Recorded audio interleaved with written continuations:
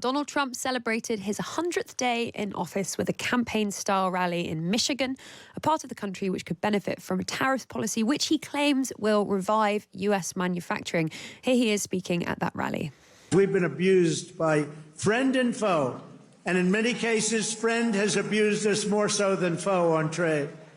So I want to just let you know you're going to be very proud of this country very soon. And with my China tariffs, we're ending the greatest job theft in the history of the world. China's taken more jobs from us than any country has ever taken from another country. And that doesn't mean we're not going to get along. We'll get along with China. Trump claimed his economic policies would end inflation and boost Americans' pay by $5,000. Well, pollster James Johnson, co-founder of JL Partners, joins me now. Good morning. Morning. So how is Trump doing in the latest polls? Talk us through what you've got. Well, he's certainly not doing as great as he was at the start of his term. He's in our most recent polling by JL Partners with the Daily Mail, we've got Trump down to 45% approval. That's down from 54% just a couple of weeks ago. So we're not saying it's as diabolically bad as some pollsters. Some have him down on 39%, 40%.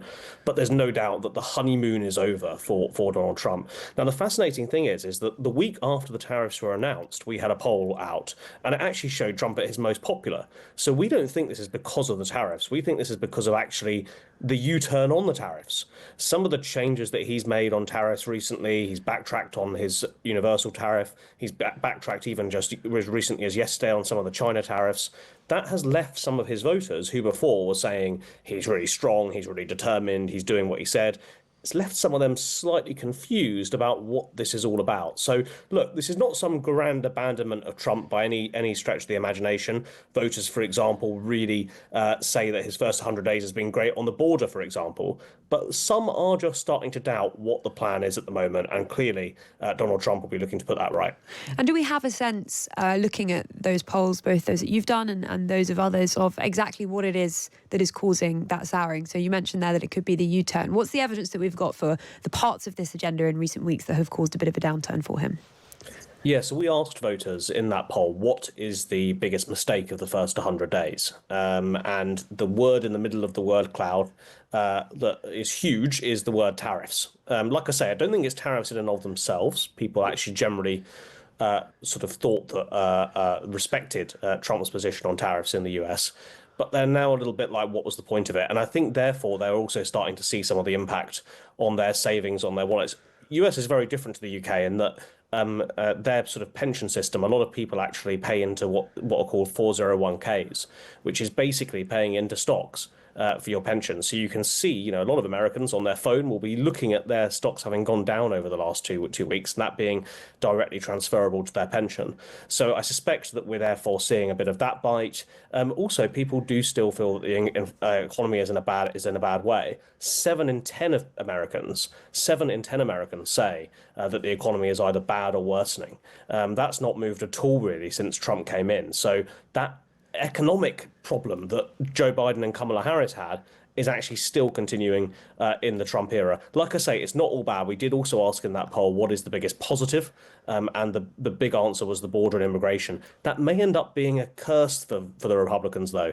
They've removed the immigration issue from the agenda, but that might mean that it might not actually be as much of an election-winning issue for them because it's not going to be in the front and centre of voters' minds in 2026 in the same way as it was in 2024. That's really interesting. And tell us, if you're looking at how these results, especially the approval ratings, compare to other presidents at the 100-day mark for them, what are we learning from that? So this is not good in terms of presidents have come before. Most presidents' honeymoons last quite a lot longer. In Trump terms, 45% is not that bad. It's about where he was in his first term. This is a president who has never had good approval ratings. And also that doesn't necessarily transfer to the fact that people won't vote for him.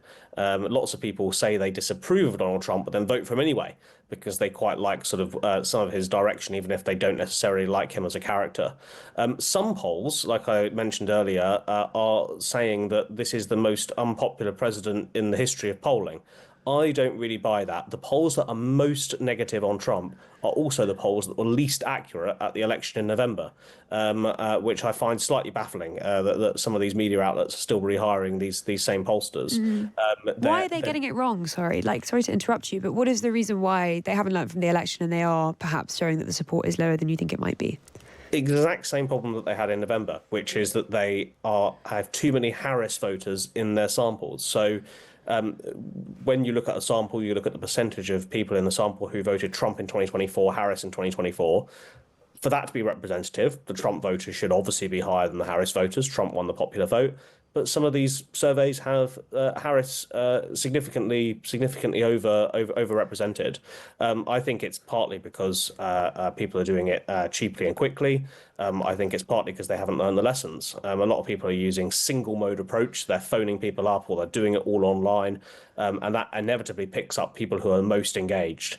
We do a slightly different thing. We do a mixed method approach. We do some online at this stage, but we also do in-app polling. So if you're playing a game on your phone or you're online shopping, you get a notification. Do you want to win a discount? Do you want to win 50,000 in-game points? Complete this short survey. It picks up those people who are a bit more disengaged in politics, but we do know who vote. The big caveat on that, Lara, is that in 2026, the midterms, those are elections in which people who are most engaged tend to vote rather than those more disengaged Trump voters. So I suspect that although the Trump approval is not at 40%, I suspect that actually those most energized voters will hand quite a significant midterms victory to the Democrats next year. That's interesting. And on a kind of less mentioned facet of this question, how are the Democrats doing? Have there been any change in their fortunes since the election? Not in presidential or long-term terms, no. I do think that Democrats will benefit from Trump becoming less popular. It's a classic thing in the US where the midterms are often the counterbalance to who's in the presidency. It's a free hit often for voters to make that argument a little bit like our local elections can be here. Look, I think that there will be I think the Democrats will do well in that sense, but there is no clear leader of the Democrats that have come through. There is no great reckoning. Trump said yesterday, I believe, that the Democrats have lost their confidence. And, I saw someone say on Twitter, he's right, because they don't have the sort of confidence and swagger that they do. They're still really nursing those wounds. They don't really know how to answer the Trump agenda. That is summed up for me in one stat, which is that when you ask Democrats who they want to be their nominee for 2028, the leading candidate on 34% of the vote is still Kamala Harris. So Wow. The Democrat ship is slightly adrift. That's really interesting. And I want to ask you, if I can, about British politics for a moment, because you will have seen the front page of today's Times and the intervention from the former Labour Prime Minister, Sir Tony Blair, on the question of net zero, saying that decarbonisation in the short term is doomed to fail. What do you think, when you look at your polling results, particularly around the question of Ed Miliband, what's jumping out at you? I think this is Tony Blair is the great shapeshifter, and I don't mean that as an insult. I mean that as a compliment. This is the politician who was the most electorally successful politician of our era because he knows which way the wind is blowing. And I think on this net zero thing, he's picked up amongst the public that constantly hammering this and constantly saying that people are going to have to pay more is not going to stick. This is the same former prime minister who, if Gordon Brown had have stayed in power, Tony Blair was ready to cut public spending in 2007. This is someone who moves and shifts and also now talks about immigration in quite a different way to as he was. So look, I think he's picked up on something real. I don't think this is going to be a game changer in the local elections. People barely know there are local elections, let alone barely know what the ins and outs of Ed Miliband and Tony Blair's sparring might be. But I think he's talking to something, which is that Labour are going to need to rejig their vision on this, or at least how their vision sounds, if they're going to bring voters along the journey with them. And I mean, on the specifics of what voters actually think about net zero, it does seem that there is still overwhelming support for the measures that need to be taken to get to net zero in public polls. But clearly, quite a lot of people, including in Labour now, are questioning whether or not that's actually true. Yeah, I think it's a classic one. Like if you ask people, do they want the environment to be better? They say yes. If you ask people, do you want the government setting a net zero target? They say yes. If you ask them, do they want to pay for the privilege? we're a little bit less sure, especially in the current climate. Now, that's not to say that the ambitions aren't the right ones.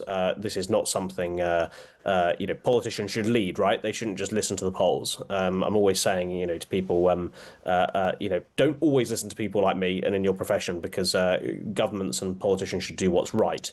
I always think the worst use of polling by politicians is people who say the poll says X, therefore do X. So, but clearly the public also do need to be taken on a journey here.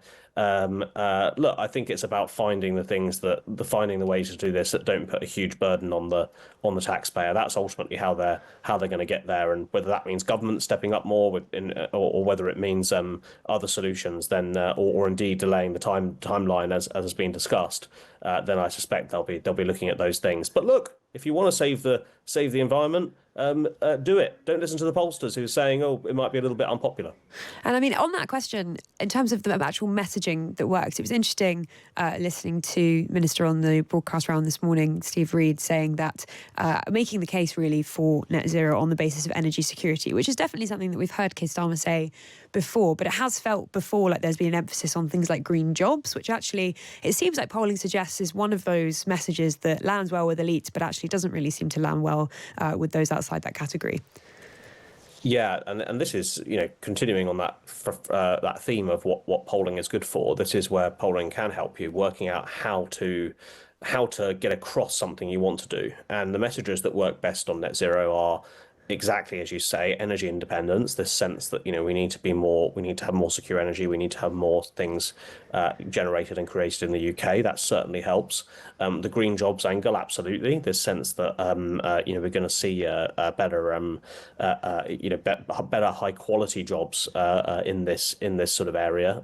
It might need some upskilling, but that's something that certainly resonates with voters. I think the other thing is a much more lower transactional point, which is that the argument that it could save you money in the long run.